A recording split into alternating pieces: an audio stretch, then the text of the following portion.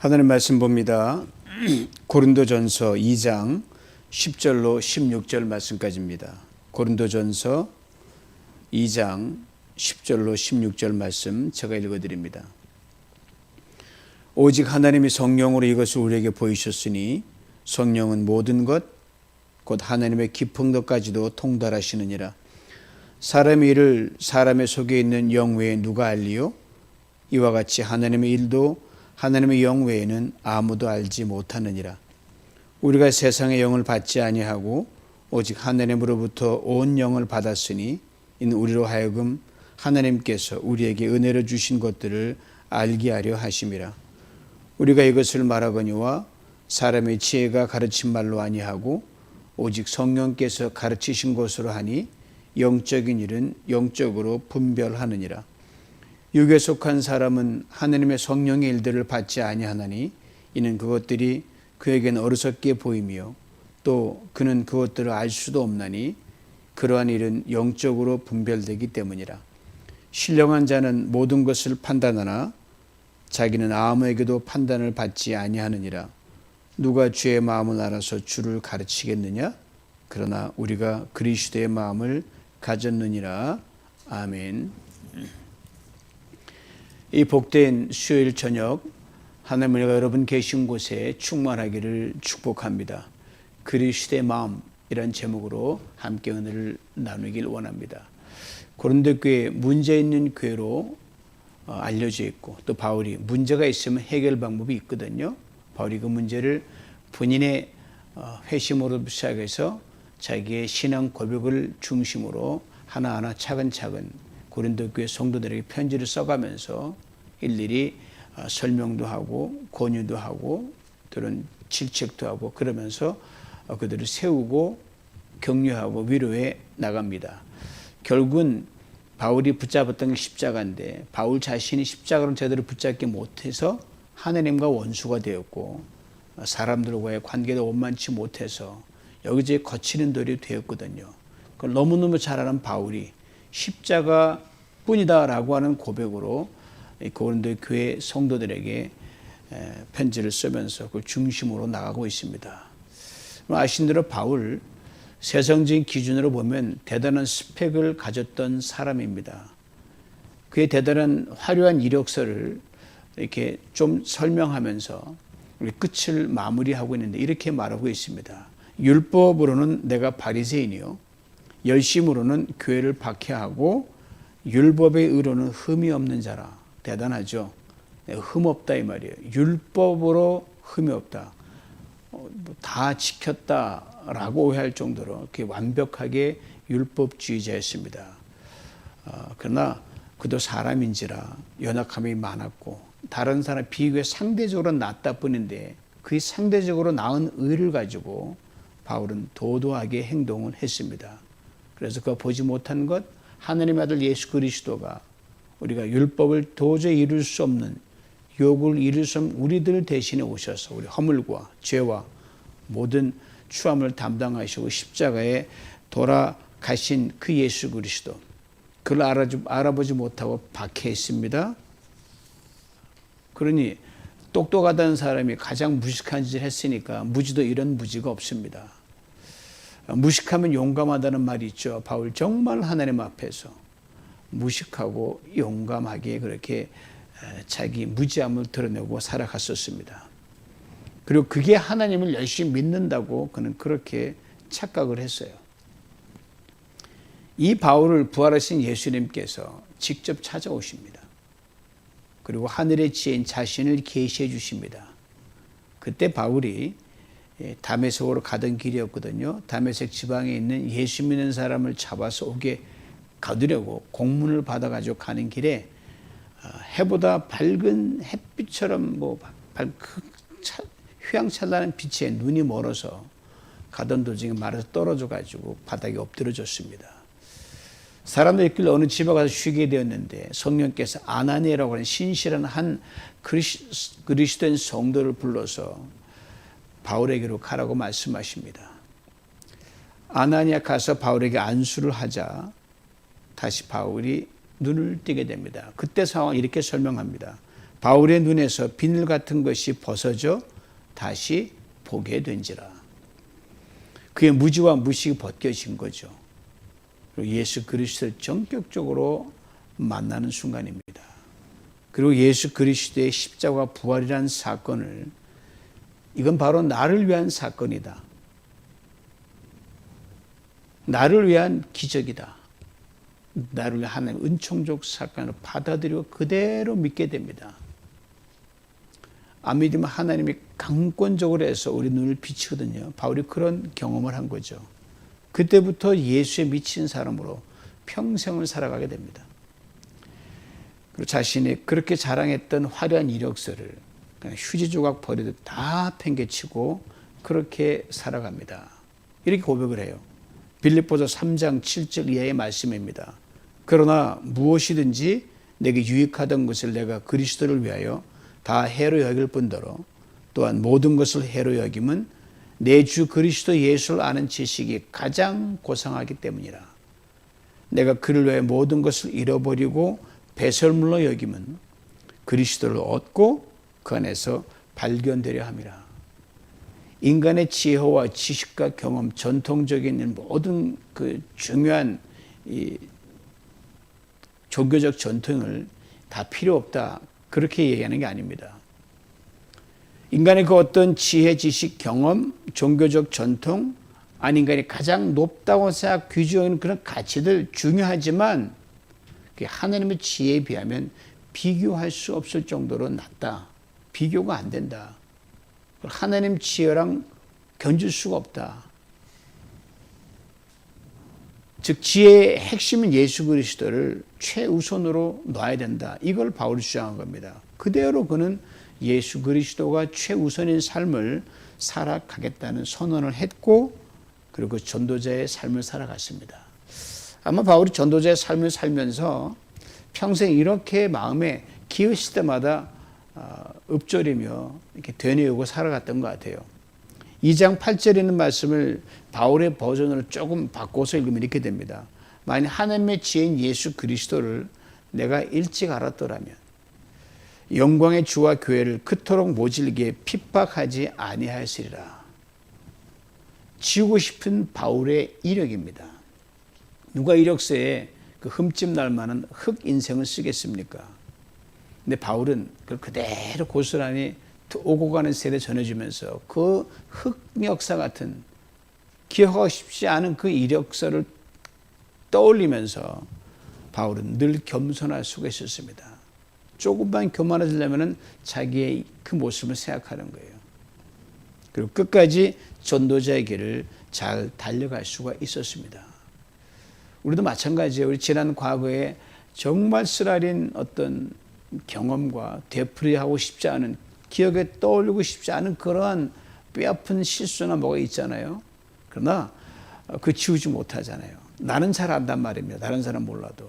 그거는 예수 안에서 하나님이 순기능하게 만드실 수 있습니다. 그걸 통해서 우리를 겸손케 하시고 은혜자 나가게 하시기 때문에 더 이상 그로 인하여 여러분 마음앓이 하지 않으셔도 될 줄 압니다. 바울이 그랬거든요. 고린도전서 12장 3절에 이런 말씀이 있습니다. 하나님의 영으로 말하는 자는 누구든지 예수를 저주할 자라 하지 아니하고 또 성령으로 아니하고는 누구든지 예수를 주시라 할 수 없느니라. 저는 이 구절을 이렇게 생각합니다. 바울의 간증적 고백이라고 생각합니다. 하늘의 말씀, 그 누구보다도 훤히 꿰뚫고 살았던 하나님의 말씀, 율법의 전문가가 바울이었거든요. 그런데 정작 그 말씀이 바울에게는 철저히 닫혀 있었습니다. 뭔가 아는 것처럼 그 안에 하나님의 은밀한 뜻은 그에게 가려졌어요. 그래서 예수 그리스도의 도를 어리석게 여겼습니다.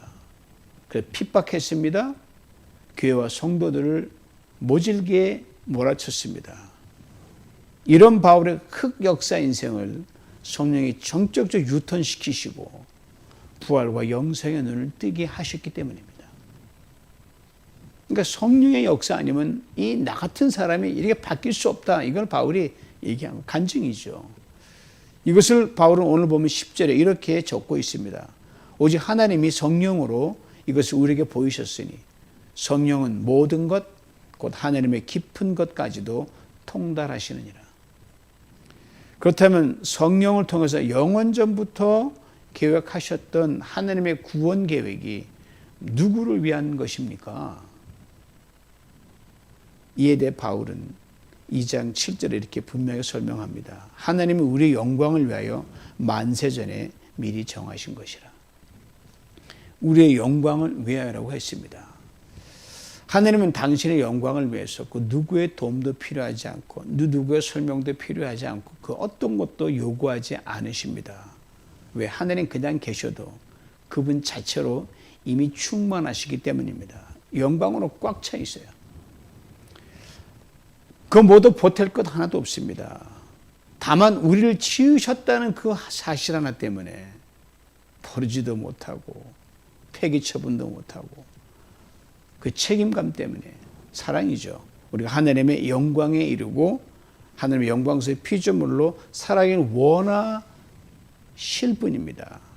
그러기에 죄로 인해 망가진 우리 인생들, 부서지고 깨어진 우리를 영원전부터 다시 온전한 존재로 새롭게 빚으시기로 그렇게 섭리하시고 계획하시고 예정하셨습니다.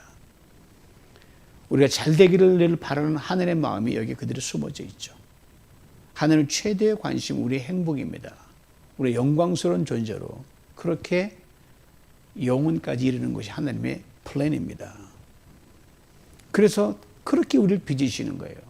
그래서 우리 고난도 있게 하시고 문제도 있게 하시고 우리를 다시 원 돌리셔가지고 다시 뺑뺑 돌아도 똑바로 가기만 하면 되잖아요. 딴 길로 가지 않고. 그러므로 하나님의 영광을 우리가 뭘 한다 그러잖아요. 성경에 많이 나오잖아요. 하나님의 영광을 위해서 뭐하게 하십시오. 정말 묵직하게 고백해야 됩니다. 왜냐하면 우리가 하나님의 영광을 뭔가를 하는 것처럼 착각할 수 있고 우리에게 교만해질 수 있기 때문입니다. 우리가 무엇을 마무리 해도 하나님의 영광에 보탤 게 없어요. 이미 그 자체 영광스러우니까. 우리 때문에 그런 것뿐이죠. 십자가에 달려 죽기까지 하면서 우리를 구원하시고자 하셨던 하나님의 그 크고 깊은 뜻을 생각하니까 이 깨달아지니까 이렇게 대충 살아서는 안 되겠다라는 깨달아지잖아요. 하나님의 영광을 덧입혀 주셨구나. 이걸 아니까 어떻게 엉망으로 살 수 있습니까? 그래서 하나님 정말 신실하게 잘 살겠습니까? 거기에 붙인 우리의 수식어가 하나님 영광을 위해서 나의 재능을 사용하시옵소서. 영광을 위해 내 재물을 사용하시옵소서. 그렇게 우리가 고백하는 거예요. 우리 신앙 고백일 뿐이에요. 하나님 필요치 않아요. 우리 돈도 필요하지 않으시고요. 어떤 것도 필요하지 않으세요. 너가 영광스러운 존재로 잘 나아가길 바란다. 이게 하나님의 뜻입니다. 성령을 통해 하나님의 깊은 뜻과 섭리를 깨닫게 된 바울 이렇게 고백을 합니다. 오늘 본문 11절이에요. 사람의 일을 사람의 속에 있는 영 외에 누가 알리요? 이와 같이 하나님의 일도 하나님의 영 외에는 아무도 알지 못한다. 살다 보면 이런 말을 하거나 들을 때가 있죠. 그 사람 도무지 속을 모르겠어. 뭐 생각하는지 파악이 안 돼. 그래서 10길 물속은 알아도 한 길 사람 속을 모른다는 그 속담이 이걸 누가 한 말이에요. 그렇습니다. 얼굴 분명히 마주보고 이렇게 대화하는데요. 말이 안 통하는 사람이 있잖아요. 같은 언어를 쓰는데도 이 소통이 안 되는 사람이 있어요. 마음의 결이 달라서 그래요. 생각하는 차원이 달라서 그렇습니다. 영이 달라서 그렇습니다. 신앙적 차원에서 말하면 이처럼 하나님의 일도 하나님의 영이 아니면 알 수가 없다는 말입니다. 그런데 참으로 놀라운 일이 일어나잖아요. 피조물인 인간이 창조주 하나님의 생각을 알 수 있게 된 사실이 바로 그겁니다. 쉽게 해서 여러분 대개 애완용 개를 많이 키우잖아요. 개가 주인의 생각을 다 알게 된다는 그런 거예요. 서로 우리야 뭐 다르지만 그러니까 우리와 하나님과 관계에서 비교하자면 그렇다는 거예요. 놀라운 일이 벌어진 거죠. 하나님의 영이 성령을 우리에게 보내주셨기 때문입니다. 성령이 우리의 눈을 열어 그동안 보지 못했던 것을 보게 하십니다. 성령이 우리의 귀를 열어 그동안 듣지 못했던 것을 듣게 하십니다. 성령이 우리의 마음을 열어서 그동안 생각하지 못했던 것을 깨닫게 하십니다. 원래 이미 있었어요, 여러분. 우리 눈이 가려져서 보지 못했을 뿐입니다. 이미 있었어요. 이미 들려진 거예요. 그러나 우리의 귀가 닫혀서 못 들었을 뿐입니다. 우리의 문제죠. 이미 있었는데 우리의 마음이 닫혀서 깨닫지 못했을 뿐입니다.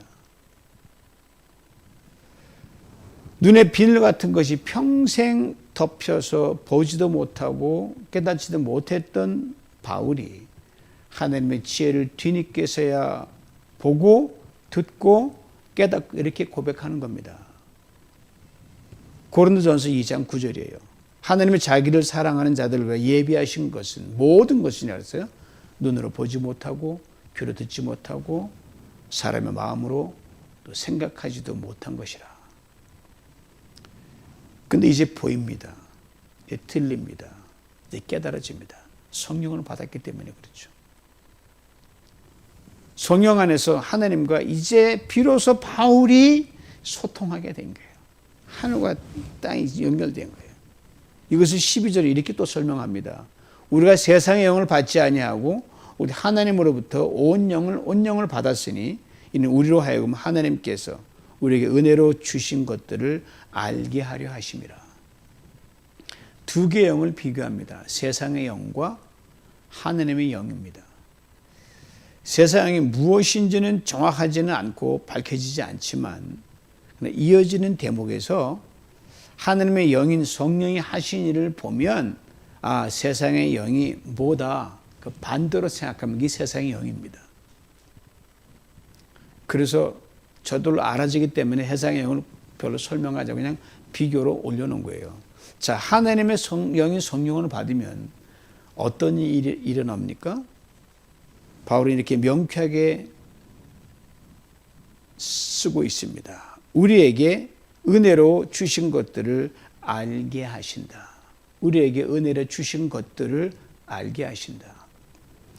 내가 성령의 사람인지 아닌지를 구분하는 선명한 기준을 지금 바울이 제시하고 있습니다. 즉 은혜를 아는 사람인가 아닌가가 그것이란 거예요. 심플해요. 우리 모두가 나름대로 감을 잡고 있어요. 다시 말하면 은혜로 주신 것들을 아는 사람인가 아닌가. 내게 주어진 모든 것들, 건강도 좋든 나든 다 내 상황이 은혜로 주어진 것을 아는 사람인가 아닌가가 바로 그 기준이에요. 세상의 영을 받은 사람이냐 성령이냐를 나눠진다는 거예요. 은혜로 주신 것들 중에 가장 귀가 큰 게 뭡니까? 뭐니 해도 죽을 수밖에 죄 있는 우리가 구원받은 거죠. 죄를 하나님과 불통이 된 우리들을 눈을 열어주시고 귀를 열어주시고 마음을 열어주셔서 예수를 주로 보고 듣고 고백하고 깨닫게 하신 겁니다. 가장 큰 은혜죠. 바울은 여기서 늘 한 걸음 더 나아갔습니다. 이렇게 고백해요. 로마서 8장 32절 말씀입니다. 자기 아들을 아끼지 아니하시고 우리 모든 사람을 위하여 내어주시니까 어찌 그 아들과 함께 모든 것을 우리에게 주시지 아니하겠느냐. 반드시 주신다는 말씀이죠. 이렇게 세분화해 봅니다. 첫째로 이미 주셨다는 거예요. 그리고 우리 지나온 모든 일들이 다 은혜였다는 겁니다. 두 번째, 지금 주신다는 거예요. 현재적이죠. 우리의 오늘이 은혜 중에 지나간다는 겁니다. 그리고 세 번째로 앞으로 주실 것이라는 거예요. 즉 우리의 내일과 먼 장래의 일들이 다 은혜로 충만할 것이라는 거예요. 놀라운 선언이에요. 은혜, 거저 주시는 것을 말합니다. 그러므로 지난 일도 지나가는 오늘도 앞으로 갈 인생의 일도 다 은혜로 보면 거기에 무슨 교만할 게 있고 뭐 우쭐댈 게 있습니까? 다 거저 받은 건데 다툴 이유가 없다는 거예요. 시기할 이유도 없다는 거예요. 근데 고린도교는 싸우니까 다 복선을 깔고 있는 거죠. 이것을 깨달은 바울이 이렇게 탁월한 고백을 했잖아요. 예수님 한 분이면 나는 충분합니다. 그리고 이 예수로 충분한 삶에 하늘의 모든 것을 채우실, 그 인생에 채우실 것을 또 채우시고 앞으로 지금 채우고 채우실 것, 이렇게 고백을 해요. 탁월한 고백. 빌립보 감옥에서 고백합니다. 빌립보서 4장 19절이에요. 나의 하나님이 그리스도 예수 안에서 영광 가운데 그 풍성한 대로 너의 모든 쓸 것을 채우시리라. 나의 하나님이 너의 모든 거 그랬거든요. 바울이 이 하나님을 철저히 경험했거든요. 그 나를 이렇게 하신 하나님이 너의 모든 것 당연하다 이 말이에요. 예수 그리스도 안에서 모든 걸 이미 은혜를 주셨고 지금 은혜를 주시고 앞으로 은혜를 주실 것을 믿는 고백입니다. 그러므로 사랑하는 성도 여러분, 지나온 과거, 오늘 현재, 그리고 내일과 저 먼 장래일까지 하나님께서 그리스도 예수 안에서 영광 가운데 그 풍성한 대로 우리 모든 쓸 것을 채우실 것을 분명히 믿는 우리 모두가 될 수 있기를 간절히 원합니다. 이것이 성령을 받은 가장 확실한 증거입니다. 이것이 성령의 사람의 고백이요, 삶입니다. 그러므로 이 은혜를 아는 만큼 성숙합니다. 이 은혜를 아는 만큼 겸손합니다. 이 은혜를 아는 만큼 헌신합니다. 지금 이 편지글을 쓰고 있는 것은 바울입니다. 그리고 이 편지글을 받아본 수신자는 분쟁하고 다투고 싸우는 고린도 교회 성도들입니다. 그런데 바울은 내가라고 하지 않고 우리라고 그렇게 적고 있어요. 우리라는 말이 많이 등장하거든요. 성령은 분쟁하고 다투고 싸우는 영이 결코 아니에요. 화목의 영입니다. 하나 되는 영입니다. 고린도 교회 성도들 비록 분쟁하고 다투고 싸우고도 예수를 주로 고백하는 사람들이거든요. 즉 성령을 받은 사람들이 어쨌든 간에. 그런데 이들의 삶의 모습은 은혜를 잊은 모습이더란 말입니다. 감사를 잊은 모습이더란 말입니다. 마치 예수를 믿기 전에 지난날 세상에서 막 살던 그런 모습처럼, 그렇게 세상의 영을 받은 사람의 모습처럼 보이더라는 거예요. 그렇지만 이들 안에 성령이 거하시는 신령한 성도들과는 분명해요. 그러게 바울이 이어진 13절에서 이렇게 다시 적고 있습니다. 우리가 이것을 말하거니와 사람의 지혜가 가르친 말로 아니하고 오직 성령께서 가르치신 것으로 하니 영적인 일은 영적인 것으로 분별하느니라. 성령은 우리로 하여금 여러분 모든 것을 은혜로 소화시키는 탁월한 해석의 안목을 갖게 하십니다. 그리고 눈에 보이는 저 너머에 있는 신령한 것을 포기하시고 귀에 들리는 그 저 너머에 있는 걸 듣게 하시고 감정과 감각과 이성과 경험으로 이해하는 그 저 너머에 있는 신령한 것을 깨닫게 하십니다. 즉 하느님과 영과 영으로 교통하게 하신다는 거죠. 분별한다가 바로 교통한다, 소통한다는 단어거든요. 이 단어의 뜻이 아주 깊습니다. 제가 좀 이렇게 풀어볼게요. 즉 누구와 찰떡궁합을 딱 죽어도 안 떨어져 딱 붙어가지고요. 하나가 돼서 모든 것을 서로 마주하면서 그렇게 이해하고 바라보고 생각한다는 의미입니다. 그 사이에 어떤 빈틈도 생기지 않는다는 거예요. 이게 바로 분별한다는 겁니다. 즉 예수님이 이 땅에 계실 때 제자들이 이런 말씀하셨어요. 요한복음 14장 20절에 그날에는 내가 아버지 안에 너희가 내 안에 내가 너희 안에 있는 것을 너희가 알리라. 즉 성령이 오셔서 우리 안에 들어와 계시는 것을 이렇게 극적으로 말씀해 주셨어요. 이렇게 되면 인생의 모든 일에 대한 해석의 기준이 바로 내가 아니라 나 마주하고 있는 성령 하나님이시라는 거예요. 무슨 일을 만나는 왜 그래요? 라는 물음이 없어요. 그죠? 그렇게 반응 안 하고요. 그죠? 아멘입니다. 예, 맞습니다. 순종뿐이라는 거예요. 왜? 다 아시니까. 홀히 내다보시니까. 하나님과 이렇게 성령으로 소통하는 사람은요, 소위 말하는 세상에 지럽다는 이들이 생각하는 것처럼 그리스도의 십자가가 어리석은 것이 아닙니다. 지금도 전도하고 움직이다 보면 십자가 어리석게 느껴지지만 모르면 어쩔 수 없죠. 우리에게는 아니란 말이죠. 만세전부터 영원 전부터 허물 많은 죄인인 우리들을, 죽음이 끝으로 끝날 수밖에 없는 우리를 영광스러운 존재가 되게 하기 위하여 고민하던 끝에 우리처럼 사람이 되셔서 우리의 허물과 죄를 대신 짊어지시고 전능한 하나님이 그저 우리 때문에 힘없이 죽으신 그 십자가, 이것이야말로 최고의 지혜다, 이걸 알게 되는 거죠. 바울이 이걸 알았던 거예요. 이것을 이렇게 설명합니다. 14절에요. 육에 속한 사람은 하나님의 성령의 일을 받지 아니하나니 이는 그것들이 그에게는 어리석게 보이며 또 그는 그것들을 알 수도 없나니 그러한 일은 영적으로 분별되기 때문이다. 하나님의 영이 없으니까 아무리 지어줘도 모르는 거죠. 그러니까 그만 모르는 거예요. 성령 안에서 바울이 십자가가 바로 하나님의 최고의 지혜, 최선의 능력에 말했기에 그는 이렇게 고백합니다. 내게는 우리 주 예수 그리스도 십자가 외에는 결코 자랑할 것이 없습니다. 예수 그리스도의 십자가가 무엇입니까? 모든 능력과 지혜로 충만하신 예수 그리스도께서 우리의 모든 추함과 죄를 씻으시고 율법의 요구를 다 이루기 위하여 죽기까지 순종하셨던 겸손한 마음이 바로 십자가입니다. 이 십자가만 자랑했던 바울은 바로 이 하나님 아버지의 마음, 즉 예수 그리스도의 마음만 품고 그렇게 살아가겠다는 자기 선언입니다. 이것을 바울이 오늘 본문 16절 끝에서 이렇게 적고 있습니다. 우리가 그리스도의 마음을 가졌습니다. 그리스도의 마음을 가졌다는 것은 성령으로 받았다는 거거든요. 누가? 우리가.